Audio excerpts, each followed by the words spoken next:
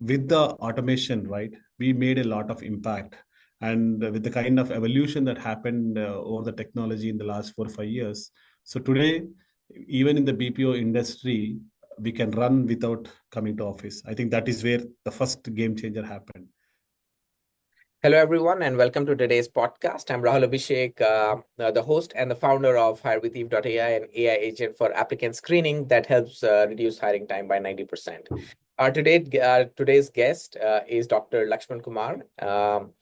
Briefly introducing Dr. Lakshman, he's the Senior Director of Talent Acquisition at Sutherland, which is a leading global business and digital transformation company valued at over $2 billion.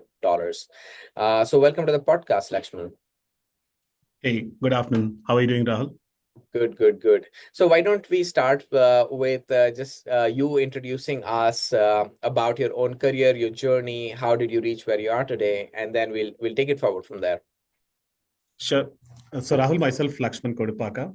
I carry close to 21 years of industry experience. I predominantly started my career with sales, concept marketing, and then I pursued my master's in HR, and then I went upon pursuing the career in the talent acquisition. So I carry close to 20 plus in exclusive experience in talent acquisition. I worked for startups in the initial phase, and then I started working with service companies, and I spent close to 9 years in a GCC where I did set up in India, in Hyderabad. And from last 1.5 years, I'm with Sutherland. I am leading the talent acquisition for both India and US in my current role. So most of my experience is in talent acquisition. In my last role, I did lead the complete talent acquisition across APAC region, based out of Hyderabad, but I manage teams across APAC region for almost 10 countries. In the current role also, I'm managing both India and USA. So yeah, I think that's about me at a very, very high level. Great, great, great. Thank you for that introduction. Perfect. So let's get started. And Lakshman, one of the beliefs that we have at Hire with Eve is that the overall function of HR Mhm. is a function of superheroes. They are the Okay. people Okay. who are really bringing the team together that executes on the mission and vision of the company. I would just like your Mhm. perspective on that. What do you think of that notion? Of course, yes, the HRs are the superheroes or they are the real spotters. I think one of the biggest strength of being a HR is they are very good at spotting the talent, be it could be within the company for any kind of activity, or you say about talent mining and also identifying the right people for the right roles. I think that is the biggest strength of HR. And the second one, which is definitely a unique USP HR has, is the conflict management or the resolution, where they act as a catalyst between the management as well as the employees. I think that is where I see as one of the biggest strength we have. And most importantly, HR is known for its agility. If you look at the way back where the department started as a support function or as a kind of a personal department to a strategic solution center, I think companies have transformed same as the HR. So I'm sure these are some of the superpowers which I could really think of. All right, makes sense. And then now, if you flip the coin, and from your experience, what would you say are some of the inherent weaknesses that you think the people working in the function should really work to improve on? Okay, I would not say weaknesses, but one strong notion most of the leaders still have is HR is still not a complete business acumen or a financial acumen. More than the business acumen, it's a financial acumen. And second thing is from the perspective of the employees, right? They're always treated HR as somebody who are the favorites of the management, but not kind of completely aligned with the employee. So that's a perception they have. It's a kind of a misunderstood role, I would rather say. And sometimes there's also a resistance to change within the HR. I think these are some of the spotters which really make us sometimes feel that we are not really in the right direction. Yeah. Yeah, yeah. Okay, okay. And then, just to take that then forward, if that is the case, Mhm. what best practices do you think an HR professional could do in order to, address some of these either say biases that other business leader may have about the function or the role of HR? Okay. So it's not, so the kind of practices what you're talking about is not just under the role of HR, which HR will drive, but it is the complete vision which the organization should have, and the leadership should really give that free hand, and the buy-in will get for the HR. So there are many practices as such. Like the first thing I would really think about is the employee engagement, right from the kind of it starts from the experience, from the time I open a conversation with the candidate till the I exit an employee. So the whole life cycle of the employee, I think every gamut of the complete cycle is where the HR need to really play a role. So what it is really important is the kind of inclusivity which the HR drives, right? I think that is most important. And now with a lot of competition that is happening and a lot of generational workforce that are coming in, it is important equally to adopt the technology. I think we need to really understand the technology trends, the tools and the techniques that are coming in. And from there, how we can leverage to make our workforce even more engaged and make it much more easy rather than a kind of a checklist process like, yes, I'm doing this for namesake. No. So I think there are many such activities I can keep in detail in case if you have any specific questions around that.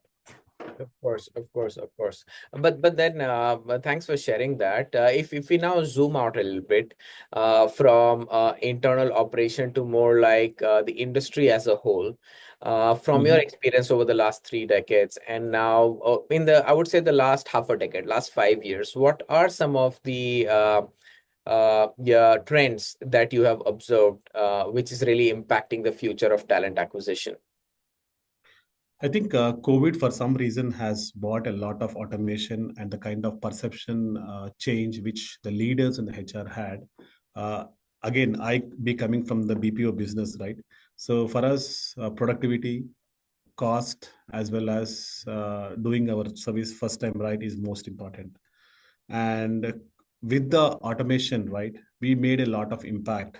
And with the kind of evolution that happened over the technology in the last 4 or 5 years, so today, even in the BPO industry, we can run without coming to office. I think that is where the first game changer happened.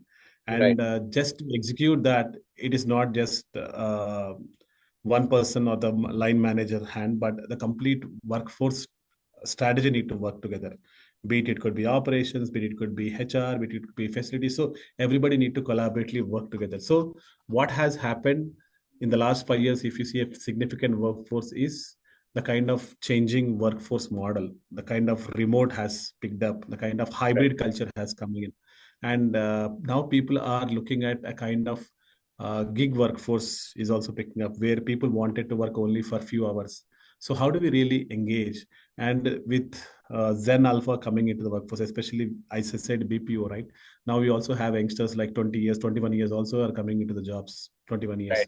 So how do we really keep this kind of workforce in line with your Zen X, Zen Y, and Zen Alpha? So the changing strategies are one of the biggest thing.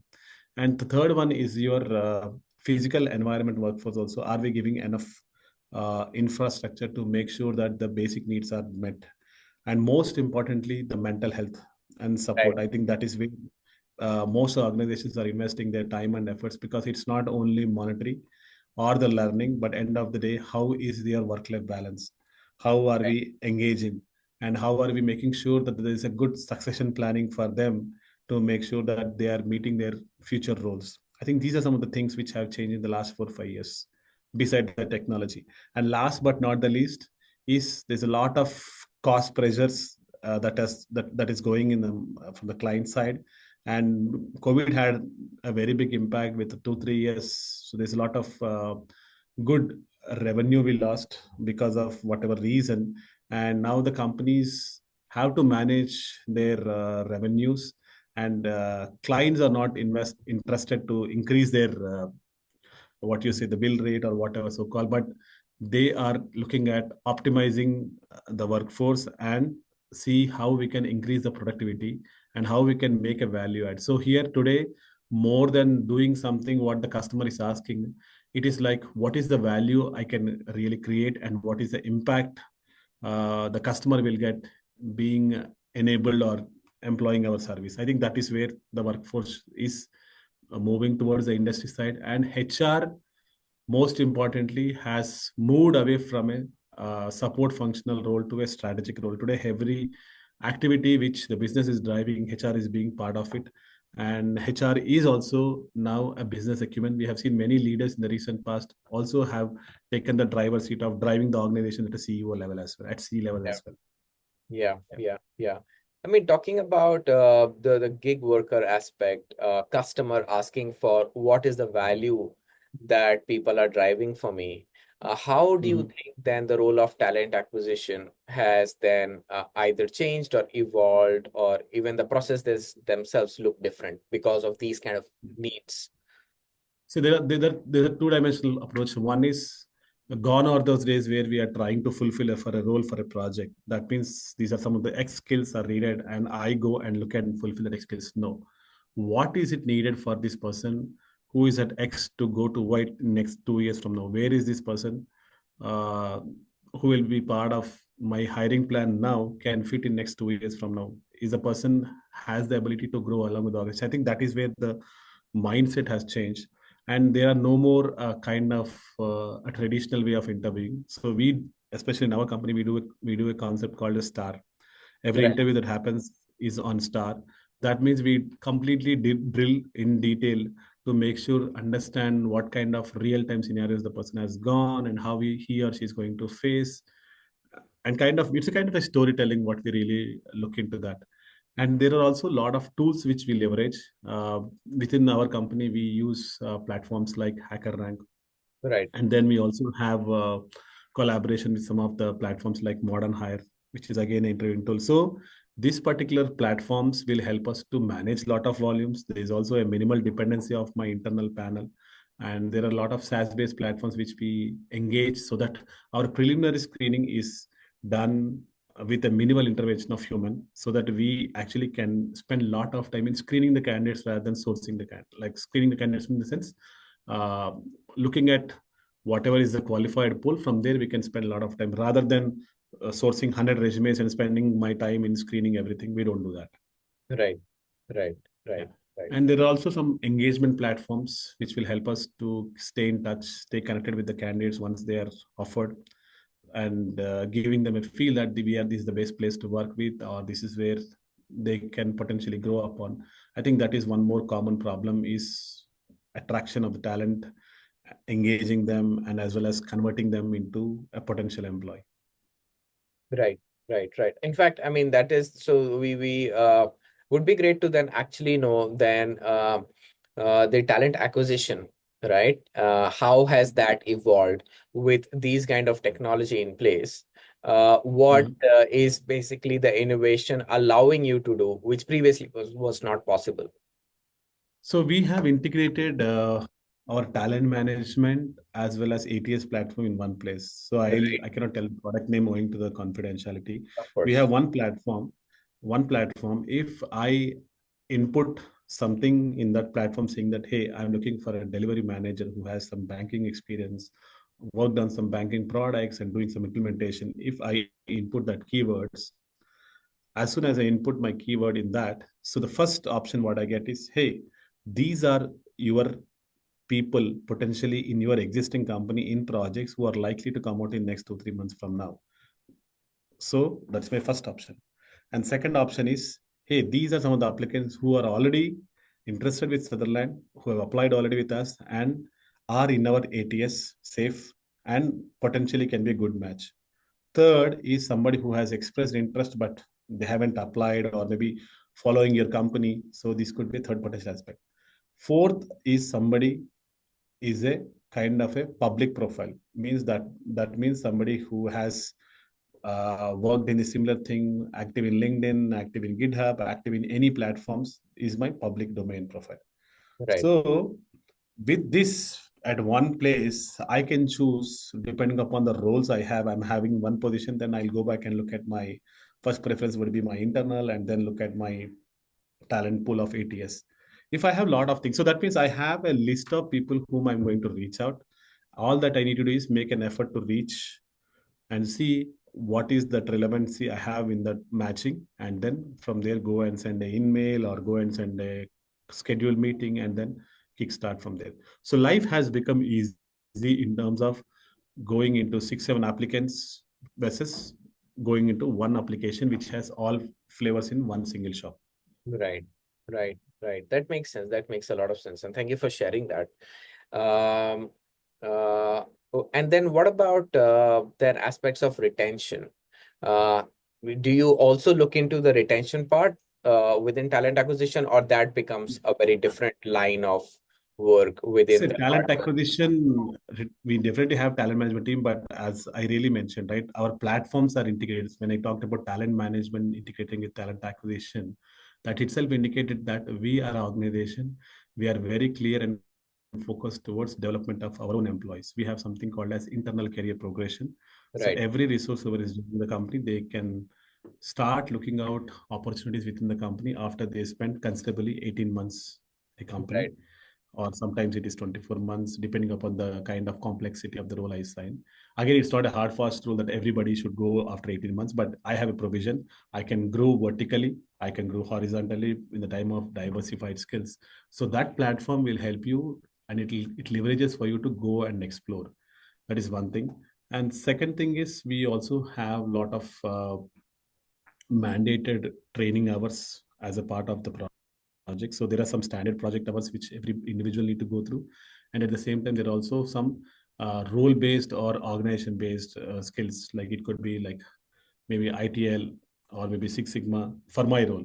So these are some nice add-ons which will help me to understand what is my process excellence, where I can really focus on, and how it will help my profile to gain a more agile organization. So that way there are some there's some programs which are really there, and outside that we also enroll them for some external certifications so that they are staying updated, some conferences or some kind of workshops which are paid workshops. So that way employee is engaged, and most important thing is the kind of work, the cutting edge technologies which will really invest. And we also look at cross geographical opportunities, like where they can go and explore the land of opportunity. As I said again, any opportunity, even before we scout from the market, our first priority is always look at internally. So we have guidance and a guidance that these are some of the roles which we should really look at from the diversity standpoint or from the uh, internal source standpoint. right, right. Makes sense, makes sense. Now, I mean, any specific strategy in the last, for example, a year or post-COVID that has really kind of Mhm. struck to you that it worked quite well when it comes to recruiting high caliber candidates? Yeah, definitely. There are many such projects I could say, but one such project, which again I cannot tell more of the information on the client side and all, but what is really we have done or a game changer was a proactive talent pipelining. Again, this we did with the help of LinkedIn project. So we were trying to build a, Oracle capability for one of the customer in terms of leveraging their digital capability. So we were asked to build skills on Oracle Finance, Oracle SCM, and Oracle EPM. There are many such combination of Oracle suite. So we were given some lead time of 30 to 45 days. And what we have done is we have created projects between the teams, and each of us started going in detail about the skills, and we kind of created further skill-based projects, and then we had shared those projects between our teams, and then we started adding all our inventory towards the projects, and we kind of completely executed like a project plan where whatever the communication I was having with the candidate, we were recording them, we were making notes, we were adding tags. That way it was having a clear visibility, and any pipeline that is coming in, we were kind of putting that in that. So what we have done at the end of the exercise was, today I know for these skills within South India, how many companies are there, how much talent pool each company has, and whom is that I have already approached, what is their response, why they are not interested, why they're so that kind of repository we have created. So any point of time, if you have to go back and look for any of the skills in the future, I think recruiters who have worked on that, it's just a kind of on tips for them to see really what it is all about. And what we also have done in this exercise, whole of this exercise, is a kind of a candidate experience we build today. we got to know what is happening in the market. At the same time, market also got to know, and they are aware that we are hiring, and we are also one of the biggest Oracle boutique shops. I think that project really helped. We hired close to 25 people in the span of less than 1.5 months. Okay. Okay, that's great. That's great. And that's also sound like a very interesting project. So would be great to know then, for example, from your project and overall your experience within talent acquisition, what do you think the people within your role or industry at large should really know as a lesson? What would be your kind of lesson that you think they should absolutely know about? I think one differentiating factor where most of the successful leaders versus people who are not really that is the kind of association we build. I keep telling my team always, or in fact, my leaders is, you are dealing with an external, I call it as a body or a resource or a person, is where you are trying to open a conversation and trying to build that authentic relationship or a trust. Right, So, what it really matters is how well are you really convinced with what you're selling and how well you can influence. right, And again, the most fundamental thing for any successful leader is you need to build that association and also think from the dimension of the candidate perspective as well. Sometimes I see, sometimes most of the time, the recruiters get frustrated if the person doesn't join, and as soon as they decline the offer, they block them. They kind of delete their numbers.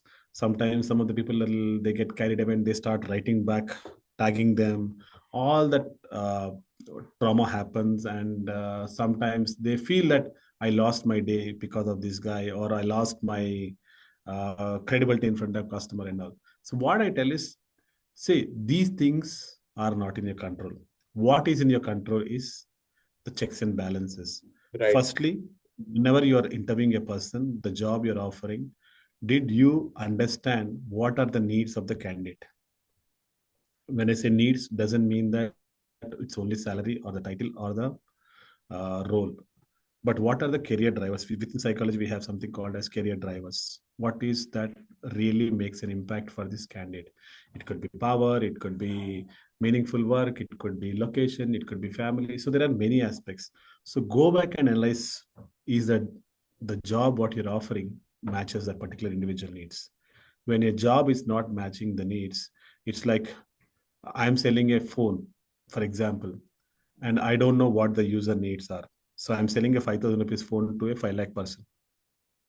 So sometimes what happens is, with the desperateness, you will buy, but I'm always confused whether this person will like me or not.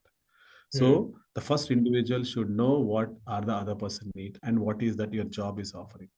And from there, your job should be a person life changer or a game changer rather than just like a job.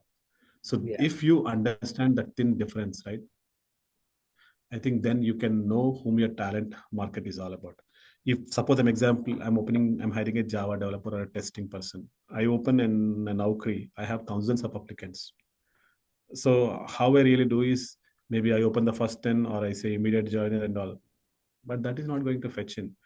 You need to really see who is your target person, what right, is your target company, what is right. that value add you can create. I think that is where most of the talent acquisition people fail.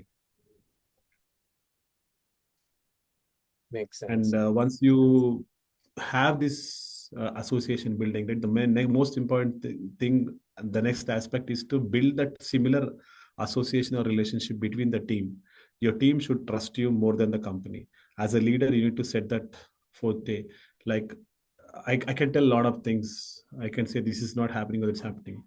The people will start buying in you when you lead as an example. When you start showing or exhibiting that traits, hey, let us work together as a team. I myself, still today, I'm a hands-on person. I don't mind opening a LinkedIn or opening a Naukri and such. Hey, let's do.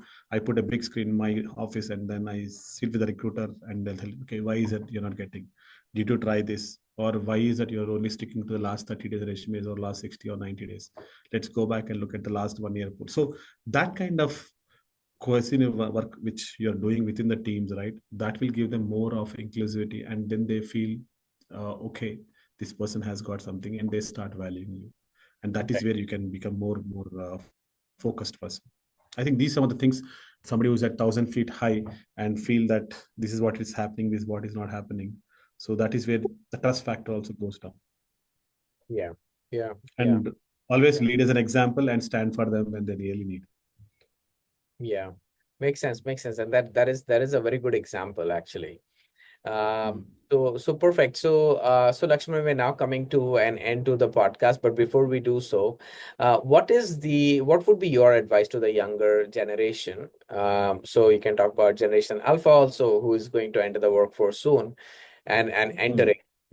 Specifically, people trying to get into the function of human resource.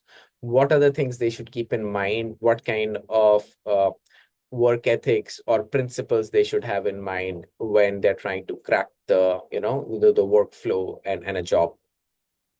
Okay. Especially for the young workforce, right? I would say that the world is changing. So first of all, they should stay connected. They should stay updated on what is happening. And most importantly is the kind of technology evolution, right? So whatever the changes that are happening, so these individuals should adopt to the changes in the market or changes in the system that are happening. And most importantly, be a good people person. I think that is where we are missing. We are heavily relying on tools. These tools are there as a virtual assistant to help you, but the individual connect, I think that is where it is still playing a major impact in what you do. I think that is where they should really focus on about. And last but not the least is the kind of the relevance, whatever the relevance that is there for the profile or the job. I think they should start exhibiting that or maybe valuing that, and that is when they really know what is the purpose of HR. Right, right, right. I mean, and then those are obviously great points that I think then the guys or the girls who are looking to enter should keep in mind. So Lakshman, I think with that, I would like to thank you for your time. I think definitely your insights are very valuable, very to the point, and of course comes from a lot of experience that you've had over the years. So thanks a lot, and we wish you the very best going forward. Yep. Thank you so much, Yamai. Thank you.